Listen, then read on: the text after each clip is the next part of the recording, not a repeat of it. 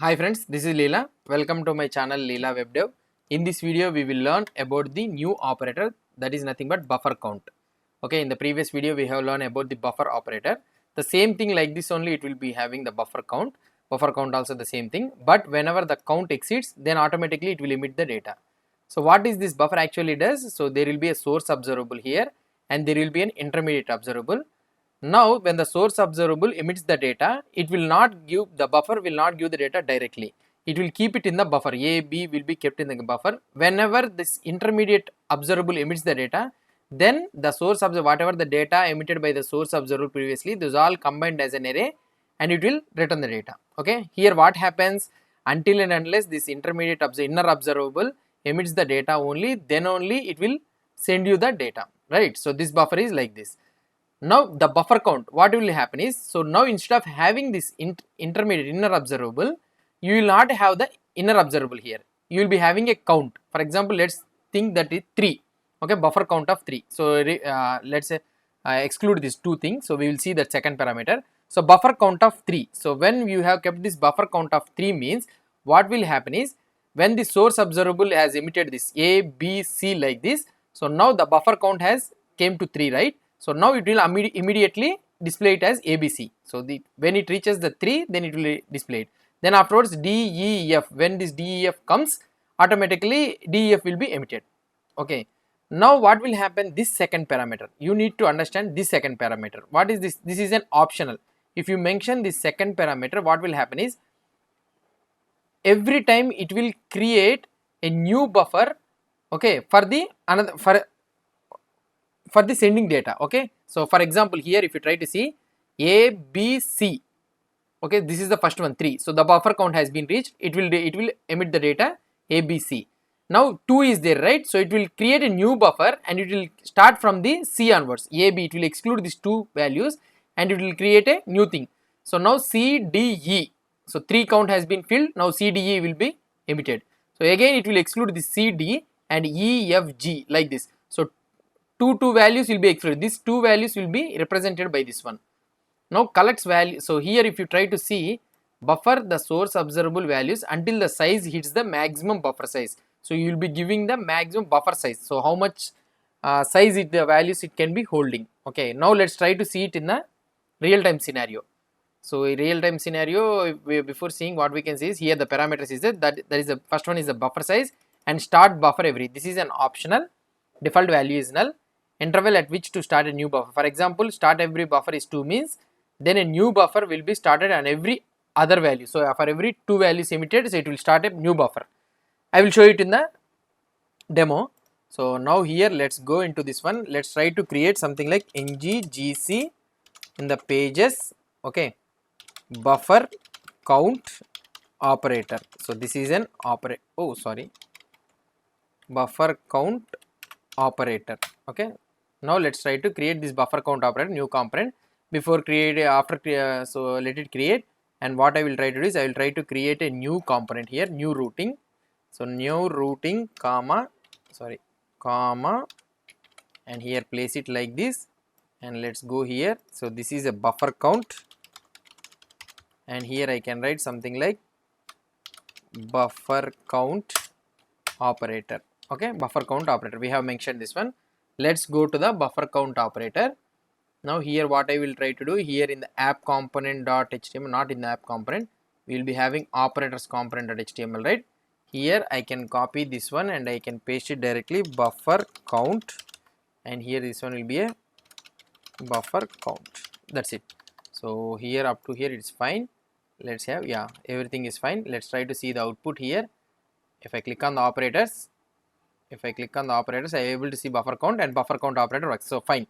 Now what I will try to show the output is, so let's go to this component buffer count operator in the TS file, in the ng on init. Let's say that I have an observable that will be emitting the value 1, 2, 3, 4. Okay, 4 values. This is an observable. OF off. Yeah, so let's import it from the RxJS. It should be imported from the RxJS.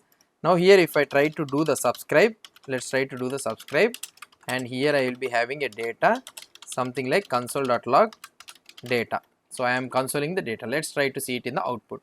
if I click, if I refresh this one, if I go into the buffer count, let's see what could be the output here. Yeah, I'm able to see 1 2 3 4 has been emitted. Fine. Now what I want to do is, I don't want to display these all the things 1 2 3 4 at a time. So I want to display two values as an array. Now what I can do here, I can keep an operator something like pipe. So this is the operator, and I want to do buffer count. Okay, buffer count. So I want to have two values as an array. So now if I try to see the output here, if I try to refresh this one, now see what will happen. 1 2 3 4. So you will be able to see, right? So here each value, so the observable, it is displaying as an array of 2. Now if we take here, instead of here, I can take interval value for every 1 second. Let's display let's send the value, and I don't want the value each one by one. I want to have two values as an array, or otherwise let's keep it three values as an array. Now if I try to refresh this page, what will happen? Let's try to see. Now here if you try to see 0 1 2, so 3 values at a time it emitted, and after 3 say 3 4 5. Okay, so now 5 6 6 7 8, like this you are able to display, like this you are able to see. Now here what is happening, each time interval will be sending the data 0 1 2 3 like that, but the buffer count, it will keep it in the buffer. Instead of emitting the data, it will keep it in the buffer, and whenever this buffer size increases, so whenever the 3 values has been emitted, so buffer count has been reached, then it will emit the data as it is as an array. Previously what will happen, here we don't have a buffer count, it will keep it in the buffer as long as there will be an inner observable. So inner observable emits the data, then only the buffer data it will be displayed here. But here you will be having a buffer count. When this count is reached only, then it will display the data. Now this is an first parameter without any second parameter. Let's assume we have a second parameter. Okay, so interval of 1000. Okay, same thing, 1000 dot pipe of, I will be using something like buffer count. Okay, so I want three values, and I want to take one value. So I want to create for every one value generated, I want to create a new buffer. Okay, now let's try to see what will happen. I will show you the output. Subscribe of data. So I will try to print console.log data. Okay, so let's comment out this one, so that there will be a confusion. So I will be commenting out this one. Okay, now if you try to see the output, what will happen? See, if I, so 0 1 2 will be emitted first, 0 1 2, immediately 1 2 3. So what is happening here? So for one value, so 0 has been emitted. Okay, so first value is emitted. For emitting the one value, again a new buffer is created with this 1 2 3 like this. Now if you increment this one to 2, so after emitting the two values, from third value onwards, what it will try to do is, it will try to create a new buffer. So 0 1 2 and again 2 3 4, like that it will create. See here, if 0 1 2 2 3 4, so from second onwards it will 4 5 6 like this.